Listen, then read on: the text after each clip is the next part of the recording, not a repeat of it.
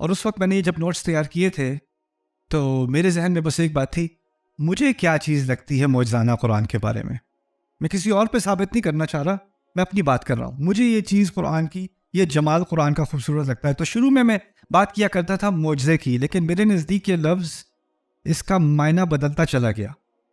اور آخر میں مجھے ایک اور بات کا احساس ہوا کہ بالآخر قرآن کا جو اصل معجزہ ہے وہ اس تک انسان پہنچ ہی نہیں سکتا، وہ ممکن ہی نہیں ہے انسان کے لیے.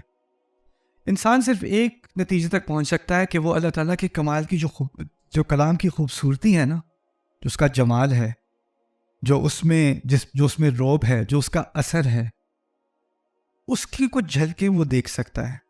اور اس کی وہ جھلکیں دیکھتا رہے، اس کے قطرے اس پر اترتے رہیں، تو اس کو اس کا اندازہ ہو جاتا ہے کہ اسی معجزے تک میں پہنچ سکتا ہوں. لیکن اس کلام کی وسعت ایسے ہے جیسے اللہ تعالیٰ نے سورۃ الواقعہ میں آیات قرآنیہ کا حوالہ دے کر کہا، فلا اقسم بمواقع النجوم، قسم کھائی ہے ان ستاروں کے مکانوں کی. ستارے کہاں ہیں؟ ہر ایک ستارہ ایک پوری کائنات کی طرح ہے کہ نہیں؟ کتنے فاصلے پر ہے، اس کی کتنی تفاصیل ہیں، اس میں کیا کیا پوری دنیا شامل ہے. اس کے مقابلے میں یہ پوری دنیا کوئی ایک ذرے کے برابر بھی نہیں ہے.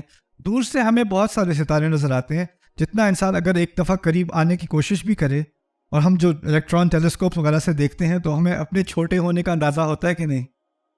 ایک ایک آیت کی قرآن کی جو ہے نا، وہ جیسے ہے جیسے وہ ستارے آسمان میں، ایک ایک آیت. تو اس آیت کو آپ دور سے دیکھ رہے ہو تو آپ کو روشنی تو نظر آ رہی ہے، لیکن کیا آپ جو اس کی واقعی روشنی ہے اس ستارے کی، اس کا آپ پورا جائزہ لے سکتے ہو؟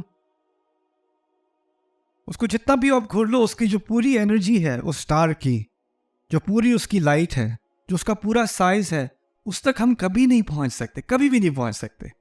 لیکن کم از کم رات میں ستارہ نظر آ رہا ہے، خوبصورت لگ رہا ہے، اتنا تو سمجھ سکتے ہیں نا. میں کہتا ہوں کہ جو انسان زندگی قرآن میں لگا دے نا، اس کو بس جتنا ستارے کا حصہ ہمیں نظر آتا ہے نا، اتنا ہمیں قرآن نظر آتا ہے. بس یہ احساس ہوتا ہے انسان کو قرآن پڑھنے کے بعد.